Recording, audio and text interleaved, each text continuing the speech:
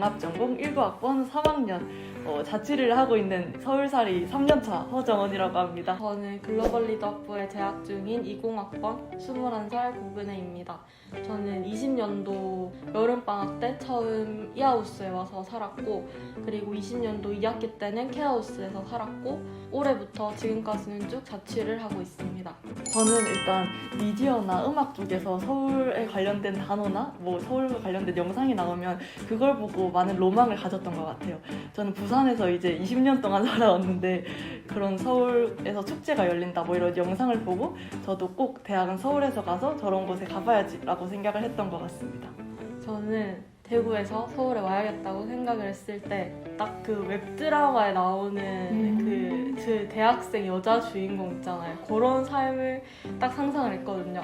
도서관에서 공부하고 과방 와서 친구들 만나고, 그리고 학교에서 수업 듣다가 같은 조에 한 18학번 정도 되는 복학생 남자 선배를 만나서 친해져서 막 밥 얻어먹고, 그리고 자기 전에는 한강 가서 운동하고, 집에 와서는 자취방이나 기숙사에서 무드등 켜놓고 자는 그런 삶을 상상하면서 서울로 상경을 했었죠. 저는 일단 가장 낭만이 깨졌을 때가 아플 때인 것 같아요. 그 자취의 장점이 원래 엄마가 없다고, 자취의 단점이 엄마가 없다잖아요. 그것만큼 너무 공감이 되는 게 없었던 게, 제가 이제 1학년 때 심한 감기에 걸렸던 적이 있는데 아무도 이제 챙겨주지 않고 약도 안 사줘서 저 혼자 골골대면서 약국에 갔던 기억이 있어서 그때 조금 엄마의 필요성을 있다 없으니까 많이 느낀 것 같습니다. 저도 이게 가족이 없으니까 진짜 힘들다라고 생각을 했던 게, 제가 저희 집에 바퀴벌레가 나왔던 적이 있었어요. 제가 본가에 살 때 그게 나왔었는지 바 선생님께서 나왔는지 모르겠는데, 일단 제가 그걸 본 게 처음이니까 전 이걸 잡아야 되는데 집에 저밖에 없는 거예요. 그래서 그냥 완전 발을 동동 구르면서 엄마 보고 싶다, 엄마 보고 싶다, 계속 그랬던 기억이 있네요.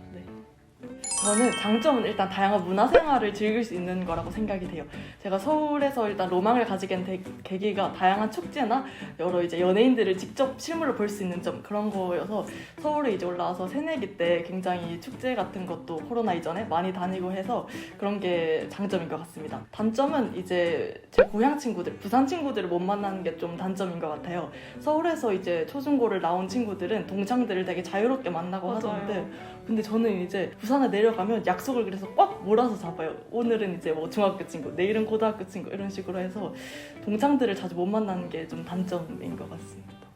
저는 장점이라고 하면, 저는 대구 출신인데 대구에서 살면 거의 다 학교 선생님부터 주위 친구들까지 다 대구 출신이에요. 다른 지역 사람을 만날 일이 거의 없단 말이에요. 근데 서울에 올라오니까 어떤 애는 충청도에서 왔고, 어떤 애는 제주도에서 왔고, 강원도에서 왔고, 전라도에서 왔고, 이렇게 되게 다양한 지역 출신의 사람들이 이렇게 다 한꺼번에 대학에 모여 있으니까 그런 면에서 되게 다양한 사람을 만날 수 있고, 또 그 사람들로부터 많은 걸 배울 수 있어서 그런 점이 되게 좋았던 것 같아요. 단점이라고 하면 저도 말씀하셨던 것처럼 어릴 때부터 친했던 친구들을 잘 못 만난다는 점이랑, 또 아까 말했듯이 부모님이 없다라는 점이 있겠습니다.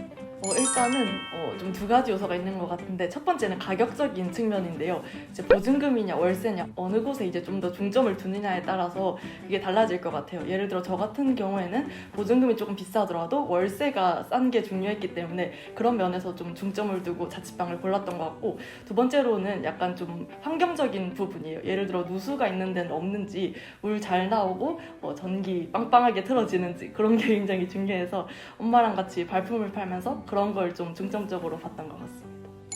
북한은 아무래도 사람이 같이 생활하는 곳이잖아요.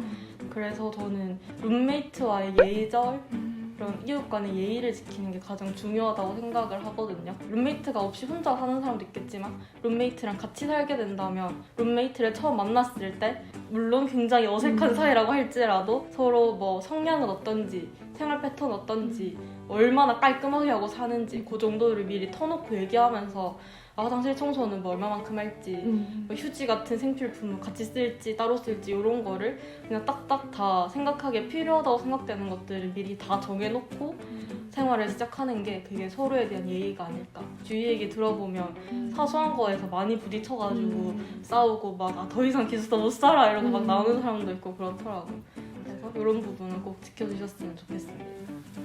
저는 일단 진짜 가장 중요한 건데 편의점을 밤에 절대 가시면 안 됩니다. 이게 굉장히 안 좋은 마성의 습관이고 공간이에요. 네, 편의점이. 진짜 한 번 물을 들면 이제 한 12시부터 자동적으로 배가 고파져요. 그래서 진짜 점심을 조금 거하게 먹는 한이 있더라도 이제 야식을 줄이려면 그게 굉장히 큰 것 같아요. 야식이 좀 작아 보여도 한 몇천 원 이게 달처럼 모이면 몇만 원이 되는 거잖아요. 저는 이제 한 저번 달에 썼던 편의점 비용을 보고 좀 충격을 받았던 적이 있어서 네, 그런 거를 추천드립니다. 저는 지금 자취를 하면서도 돈을 많이 쓰는데 제가 살았던 이하우스나 케어하우스 같은 경우는 조리 시설이 없거든요. 그래서 밥을 다 사 먹어야 돼요. 그렇다 보니까 그 기숙사 살 때도 지출이 상당히 컸었거든요.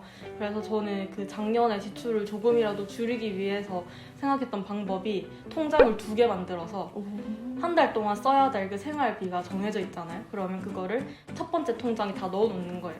그리고 두 번째 통장에 한 20만 원이나 30만 원씩만 나눠서 넣어놓고 그 두 번째 통장하고 체크카드를 연결해서 체크카드는 그 30만 원, 20만 원씩만 계속 쓰는 거죠. 그렇게 되면 내가 한 일주일밖에 안 지났는데 20만 원을 다 썼어. 그럼 아 진짜 큰일 났다. 줄여야 돼. 라고 이렇게 딱 경각심을 느끼면서 조금 생활비를 절약할 수가 있게 되더라고요. 그래서 만약에 생활비 지출이 너무 커서 고민하시는 분들은 이 방법을 한번 사용해 보셨으면 좋겠습니다. 저는 한 2가지 추천드리고 싶은데 첫 번째는 블루투스 스피커예요. 네, 자체의 장점이 이제 룸메가 없어서 춤을 마음대로 출 수 있다는 점인데요. 저는 요새 스우파에 빠져서 헤이마마 챌린지 혼자 이제 찍어볼까 하는데 블루투스 스피커로 그 노래를 틀어놓고 추면 그렇게 신날 수가 없어요. 그래서 이제 분위기를 좀 띄우고 싶을 때 그 아이템을 추천드리고 두 번째는 그 창문에 비가 들어오는 물구멍을 막는 스티커가 다이소에 이제 한 1,000원? 2,000원에 팔거든요. 네, 그래서 저는 처음에 계속 날벌레가 들어와서 어디서 들어오나 했는데 그거를 딱 붙여놓으니까 좀 원천 차단이 돼서 네, 강력하게 추천드립니다. 그럼 저도 사야겠네요. 네, 저도 한 2가지 정도가 있는데 첫 번째는 스탠드. 기숙사 살 때 스탠드가 가장 유용했던 게 저는 해야 할 과제가 산더미처럼 남아있는데 룸메이트는 잔다고 할 때 저 때문에 불을 켜놓을 수가 없잖아요. 그때는 불 다 꺼놓고 스탠드 제일 작은 불로 해서 노트북 같은 거 하면 룸메이트 자는데도 방해 안 되고 저도 과제를 눈 아프지 않게 편하게 할 수 있으니까 그 부분에서 좋아서 스탠드는 꼭 사시길 추천드리고요. 두 번째는 자취를 시작하면서 사게 된 건데 그 무선 청소기라고 하나? 그 작은 그 손에 들고 네. 맞아요. 손에 들고 다닐 수 있는 청소기 있잖아요. 그게 되게 유용했던 게 제가 지금 머리가 길잖아요. 그래서 머리카락이 장난 아니게 빠진단 말이에요. 근데 이거를 빗자루로 다 쓸면 쓸리지도 않고 너무 힘들어요. 그러다 보니까 또 청소는 안 하게 되고 또 더러워지고 그런 악순환의 반복이라서 그런데 청소기를 사게 되면 그냥 밀어버리면 되니까 되게 편하더라고요. 그래서 기숙사 살 때도 청소기 가지고 있었으면 참 좋았겠다 이런 생각이 들어서 추천해드립니다. 오늘 이렇게 성균 웹진에서 너무 좋은 취지의 인터뷰를 촬영하게 돼서 너무 기쁘고 이제 미래의 자취생 분들 혹은 뭐 기숙사생 분들께 너무 공감이 많이 되고 저도 이제 지방에서 올라와서 처음 적응하느라 힘들었는데 여러분들은 이 꿀팁 영상을 꼭 보고 서울 와서 무사히 적응을 잘 하셨으면 좋겠습니다. 파이팅! 저도 유튜브 첫 출연 굉장히 기쁘고요. 기숙사 입사를 고민하시는 분들께 기숙사 생활 절대 나쁘지 않고 인생에 한 번쯤은 해볼 만한 경험이다라고 생각되니까 고민하고 계시다면 망설이지 마시고 기숙사 생활 해보시길 추천드립니다.